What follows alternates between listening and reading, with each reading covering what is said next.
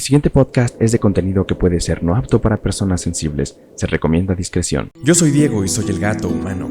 Vengo de una dimensión distinta a la tuya para contarte historias de terror y de lo paranormal. Ponte cómodo y apaga la luz porque en este rincón la curiosidad te llevará al miedo. Comenzamos.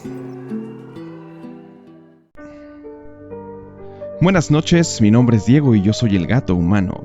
Los invito a esta noche especial en la que les voy a relatar un cuento muy conocido del maestro Edgar Allan Poe, que lleva como título El gato negro. Quiero mandar saludos y dedicar esta historia a todas las personas que siguen de cerca este canal, en especial a mi amigo Jacob Zavala, que es un gran músico de nuestra ciudad y es amante de esta historia. Les prometo que una vez al mes les traeré una historia clásica de terror al estilo del gato humano. Recuerden seguirme en las redes sociales, tanto en Facebook como Instagram. Me encuentran como Los Relatos del Gato. Aquí podrán enviarme todas sus historias, las cuales para mí será un honor poder narrarlas. Por favor, si te gusta este podcast, suscríbete al canal y activa la campanita para que recibas todos los podcasts. Ahora sin más, les pido que apaguen la luz, se acomoden su sillón, porque en este rincón, la curiosidad los llevará al miedo. Comenzamos. El gato negro, de Edgar Allan Poe. Ni espero ni quiero que se dé crédito a la historia más extraordinaria y, sin embargo, más familiar que voy a referir. Tratándose de un caso en el que mis sentidos se niegan a aceptar su propio testimonio, yo habría de estar realmente loco si así lo creyera. No obstante, no estoy loco y con toda seguridad sé que tampoco estoy soñando. Pero mañana puedo morir y quisiera aliviar hoy mi espíritu. Mi inmediato deseo es mostrar al mundo, clara, concretamente y sin comentarios, una serie de simples acontecimientos domésticos que, por sus consecuencias, me han aterrorizado, torturado y anonadado. A pesar de todo, no trataré de esclarecerlos. A mí casi no me han producido otro sentimiento que el de horror. Pero a muchas personas les parecerían menos terribles que insólitos. Tal vez más tarde haya una inteligencia que reduzca mi fantasma al estado de lugar común. Alguna inteligencia más serena, más lógica y mucho menos excitable que la mía, encontrará tan solo en las circunstancias que relato con terror una serie normal de causas y efectos naturalísimos. La docilidad y humanidad de mi carácter sorprendieron desde mi infancia. Tan notable era la ternura de mi corazón que había hecho de mí el juguete de mis amigos. Sentía una auténtica pasión por los animales y mis padres me permitieron poseer una gran variedad de favoritos. Casi todo el tiempo lo pasaba con ellos y nunca me consideraba tan feliz como cuando les daba de comer o los acariciaba. Con los años aumentó esta particularidad de mi carácter. Cuando fui hombre, hice de ella una de mis principales fuentes de goce. Aquellos que han profesado afecto a un perro fiel y sagaz no requieren la explicación de la naturaleza o intensidad de los goces que eso puede producir. En el amor desinteresado de un animal, en el sacrificio del sí mismo, hay algo que llega directamente al corazón del que con frecuencia ha tenido ocasión de comprobar la amistad mezquina y la frágil fidelidad del hombre natural. Me casé joven, tuve la suerte de descubrir en mi mujer una disposición semejante a la mía. Habiéndose dado cuenta de mi gusto por estos favoritos domésticos, no perdió la ocasión alguna de proporcionármelos de la especie más agradable. Tuvimos pájaros, un pez de color de oro, un magnífico perro, conejos, un mono pequeño y un gato. Era este último animal muy fuerte y bello, completamente negro y de una sagacidad maravillosa. Mi mujer, que era en el fondo algo supersticiosa, aludía frecuentemente a la antigua creencia popular que consideraba a los gatos negros como brujas disimuladas. No quiere esto decir que hablara siempre en serio sobre este particular, y lo consigno sencillamente porque lo recuerdo. Plutón. Se llamaba así el gato. Era mi predilecto amigo. Solo yo le daba de comer, y a donde quiera que fuese me seguía por la casa. Incluso me costaba trabajo impedirle que me fuera siguiendo por las calles. Nuestra amistad subsistió así algunos años, durante los cuales mi carácter y mi temperamento, me sonroja confesarlo, por causa del demonio de la intemperancia, sufrió una alteración radicalmente funesta. De día en día me hice más taciturno, más irritable, más indiferente a los sentimientos ajenos. Empleé con mi mujer un lenguaje brutal y con el tiempo la afligí incluso con violencias personales. Naturalmente, mi pobre favorito debió de notar el cambio de mi carácter. No solamente no les hacía caso alguno, sino que los maltrataba. Sin embargo, por lo que se refiere a Plutón, aún despertaba en mí la consideración suficiente para no pegarle. En cambio, no sentía ningún escrúpulo en maltratar a los conejos, al mono e incluso al perro, cuando, de casualidad o afecto, se cruzaban en mi camino.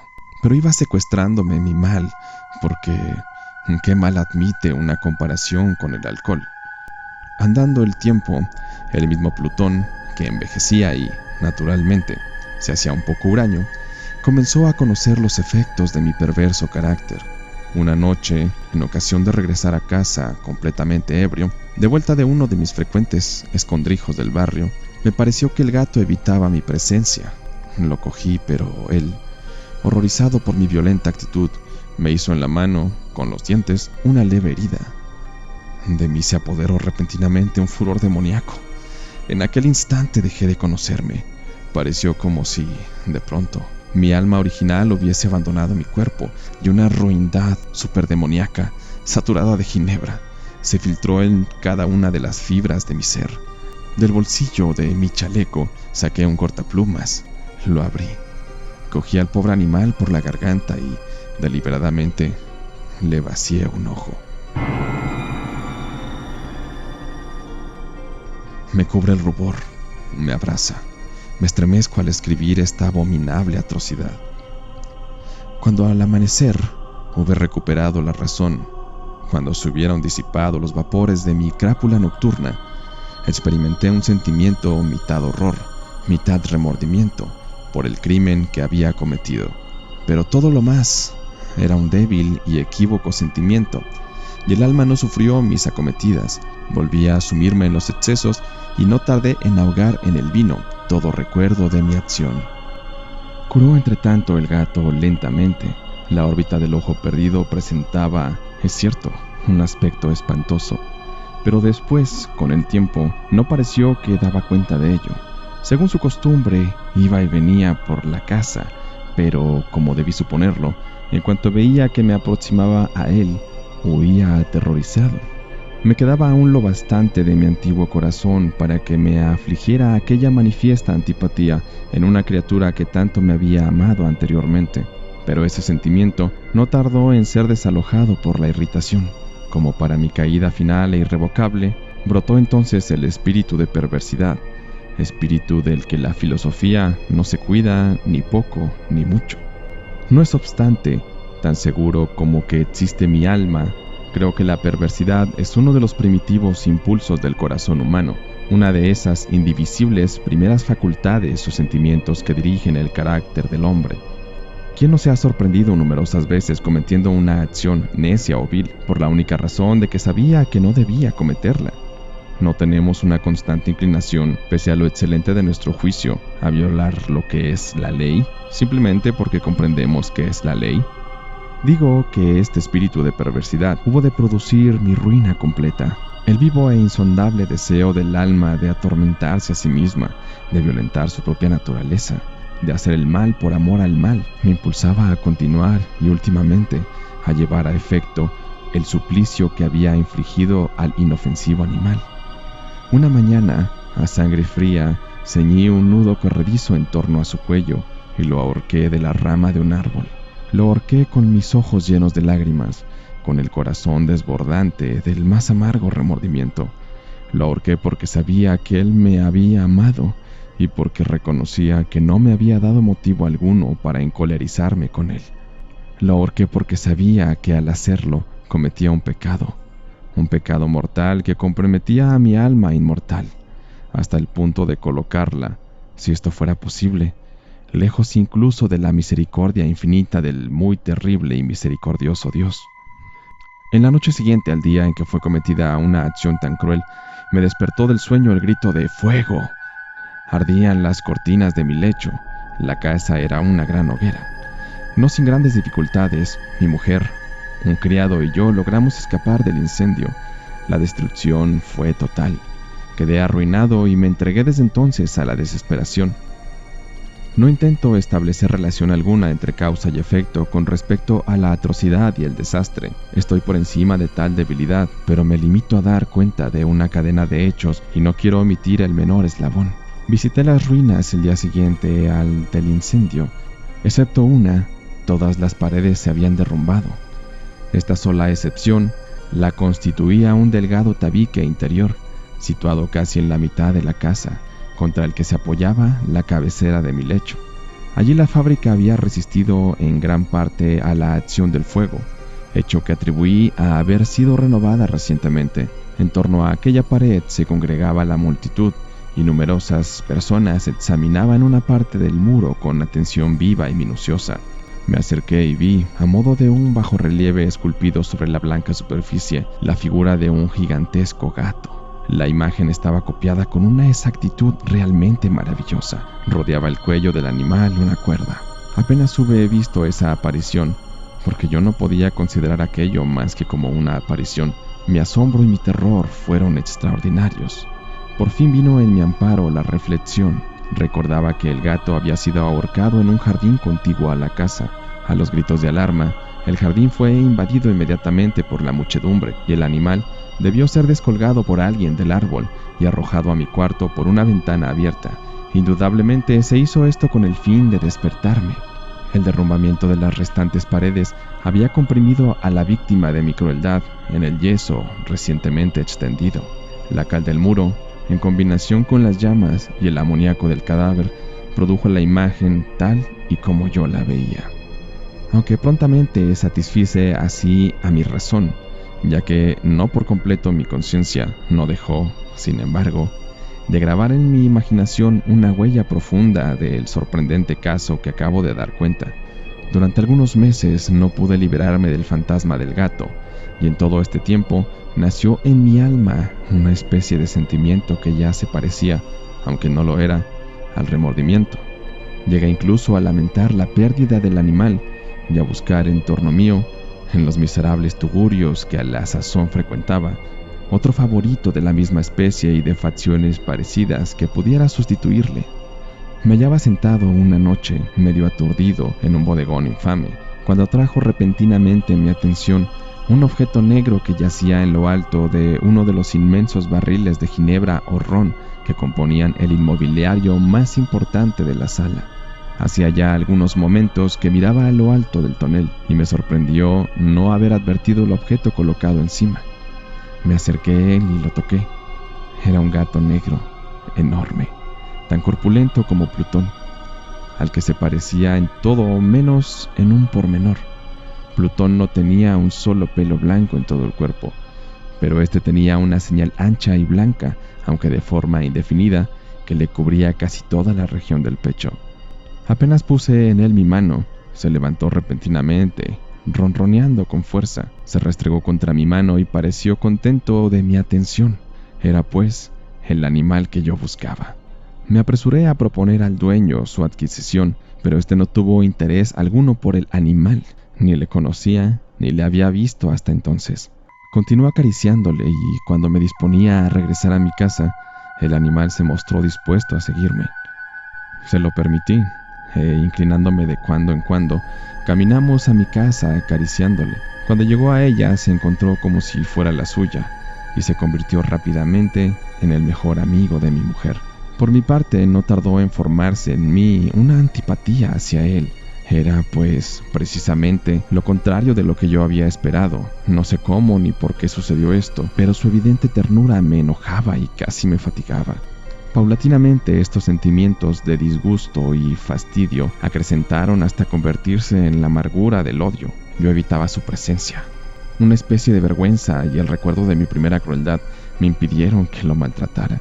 Durante algunas semanas me abstuve de pegarle o de tratarle con violencia, pero gradual, insensiblemente, llegué a sentir por él un horror indecible y a eludir en silencio, como si huyese de la peste, su odiosa presencia.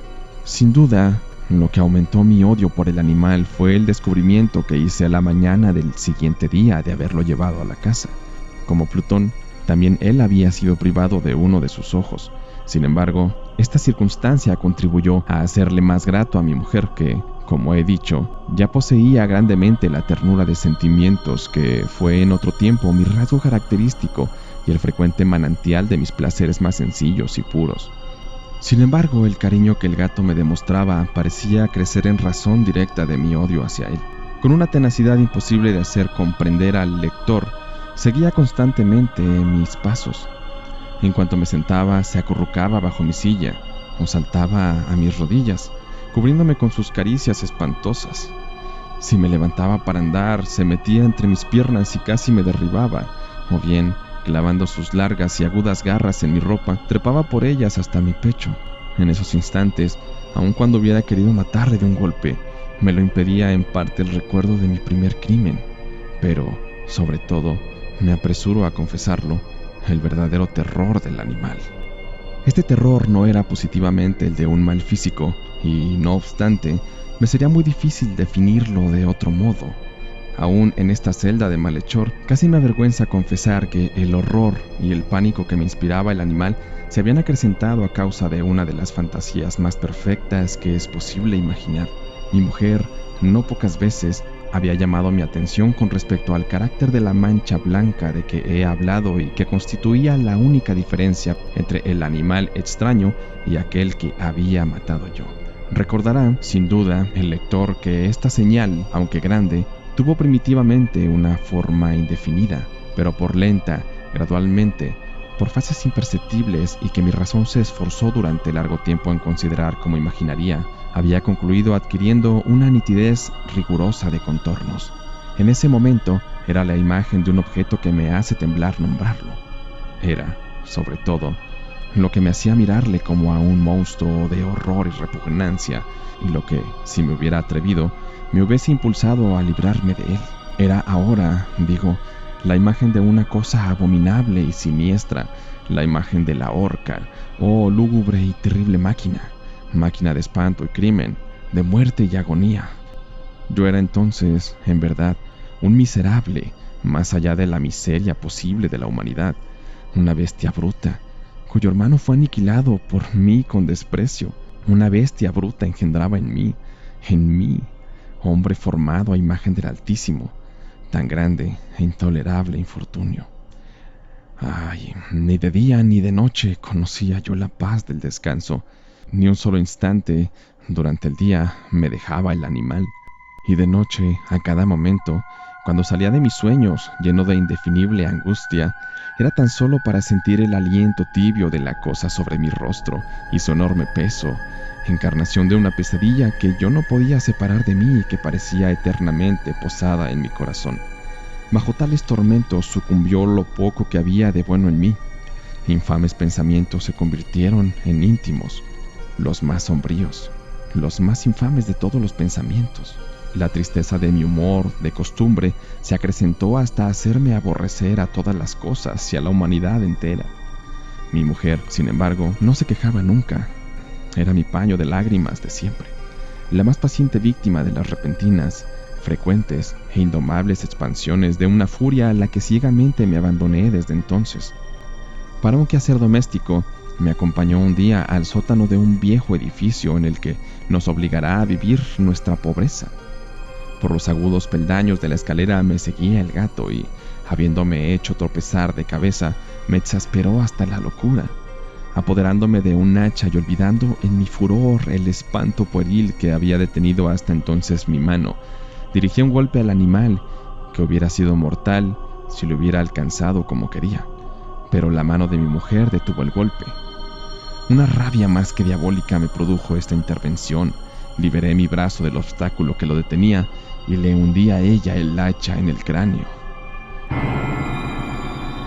Mi mujer cayó muerta instantáneamente, sin exhalar siquiera un gemido. Realizado el horrible asesinato, inmediata y resueltamente procuré esconder el cuerpo. Me di cuenta de que no podía hacerlo desaparecer de la casa, ni de día ni de noche, sin correr el riesgo de que se enteraran los vecinos. Asaltaron mi mente varios proyectos. Pensé por un instante en fragmentar el cadáver y arrojar al suelo los pedazos. Resolví después cavar una fosa en el piso de la cueva.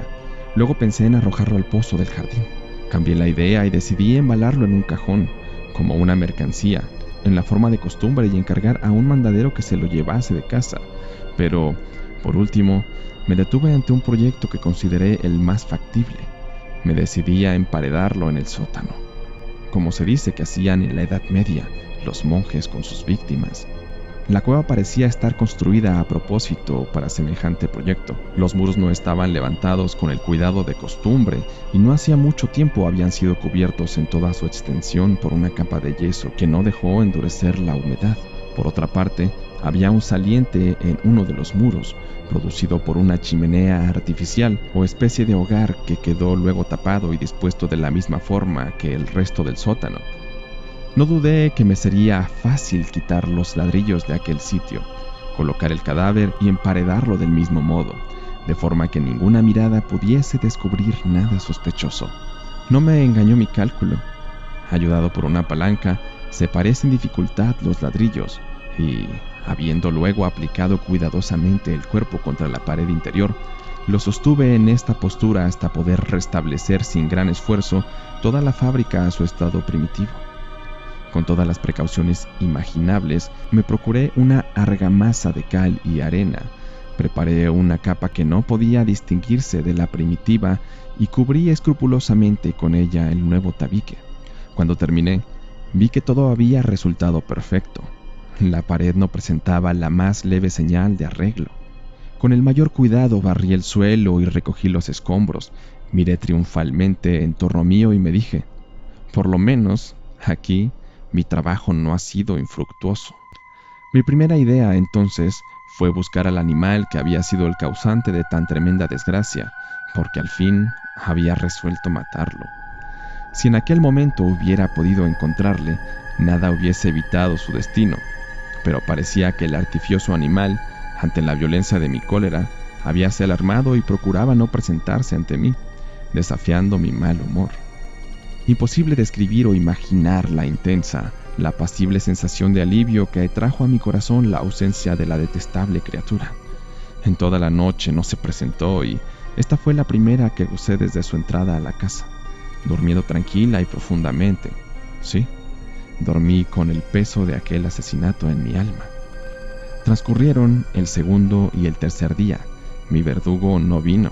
Sin embargo, como un hombre libre, respiré una vez más. En su terror, el monstruo había abandonado para siempre aquellos lugares. Ya no volvería a verle nunca. Mi dicha era infinita. Me inquietaba muy poco la criminalidad de mi tenebrosa acción. Se hincó una especie de sumario que apuró poco las averiguaciones. También se dispuso un reconocimiento, pero, naturalmente, nada podía descubrirse. Yo daba por asegurada mi felicidad futura. Al cuarto día después de haberse cometido el asesinato, se presentó inopinadamente en mi casa un grupo de agentes de la policía y procedió de nuevo a una rigurosa investigación del local. Sin embargo, confiado en lo impenetrable del escondite, no experimenté ninguna turbación. Los agentes quisieron que les acompañase en sus pesquisas. Fue explorado hasta el último rincón. Por tercera o cuarta vez bajaron por último a la cueva.